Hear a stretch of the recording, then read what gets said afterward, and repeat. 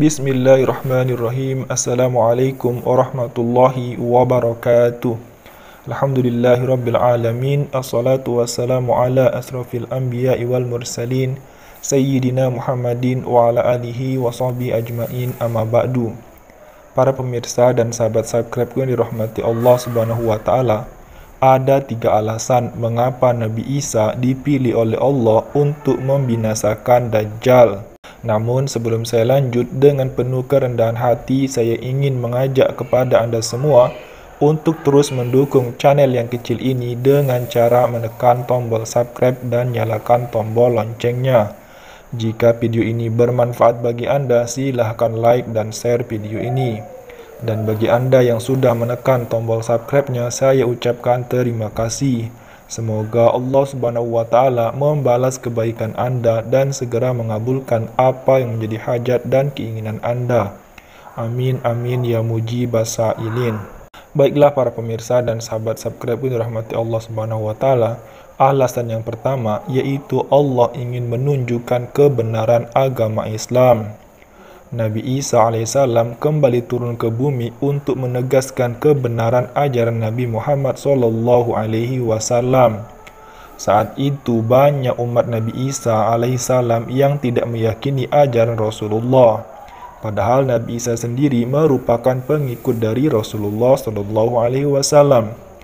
Al-Baghawi menceritakan dalam tafsirnya, saat Nabi Isa alaihissalam mendatangi Baitul Maqdis, di mana orang-orang sedang bersiap untuk sholat asar, imam di masjid itu mundur dan meminta kepada Nabi Isa untuk maju. Namun Nabi Isa alaihissalam enggan, ia tetap sholat di belakang imam sesuai dengan syariat Nabi Muhammad sallallahu alaihi wasallam. Alasan yang kedua yaitu untuk membuktikan bahwa Nabi Isa masih hidup. Ada sebagian kaum meyakini bahwa Nabi Isa alaihissalam telah wafat karena dibunuh oleh orang-orang Romawi. Namun sebenarnya Allah Subhanahu wa taala menyelamatkannya dengan menggantikan para Nabi Isa alaihissalam yang wajahnya diserupakan dengan Isa.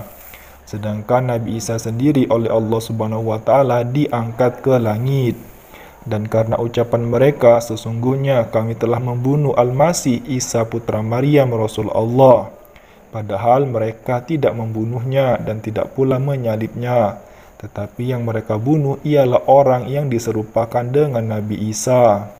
Alasan yang ketiga yaitu untuk menegaskan kemuliaan Nabi Muhammad sallallahu alaihi wasallam.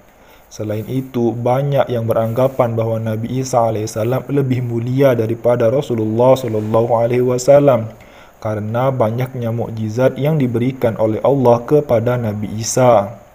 Namun kenyataannya menjelaskan jika Nabi Isa sendiri telah menjelaskan kepada umatnya bahwa akan datang Rasul terakhir setelah dirinya. Nabi Isa sendiri merupakan pengikut Rasulullah.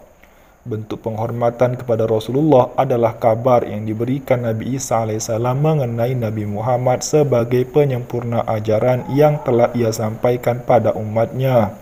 Allah Subhanahu wa taala berfirman, dan ingatlah ketika Isa ibnu Maryam berkata, "Hai Bani Israel, sesungguhnya aku adalah utusan Allah kepadamu, membenarkan kitab sebelumku yaitu Taurat, dan memberi kabar gembira dengan datangnya seorang Rasul yang akan datang sesudahku, yang namanya adalah Ahmad."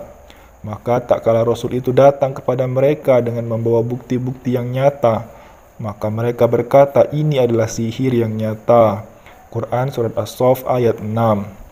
Seperti yang telah dijelaskan sebelumnya, sebagian kaum beranggapan bahwa Nabi Isa alaihissalam telah wafat. Padahal Nabi Isa alaihissalam wafat setelah menyelesaikan tugas dari Allah Subhanahu wa taala menjelang akhir zaman.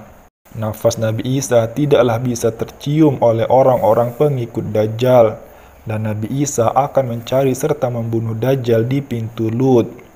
Setelah berhasil membunuh Dajjal, Nabi Isa pergi untuk mendatangi suatu kaum yang dilindungi oleh Allah dari Dajjal. Dan Nabi Isa menceritakan kepada kaum yang dilindungi oleh Allah itu akan derajat mereka kelak di surga.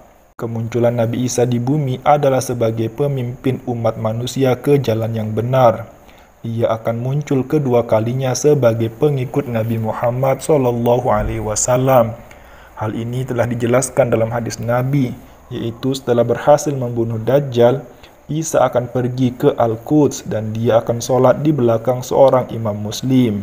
Tidak hanya itu saja, ia akan mematahkan seluruh salib yang ada di dunia ini, membunuh babi dan menghapus jizyah.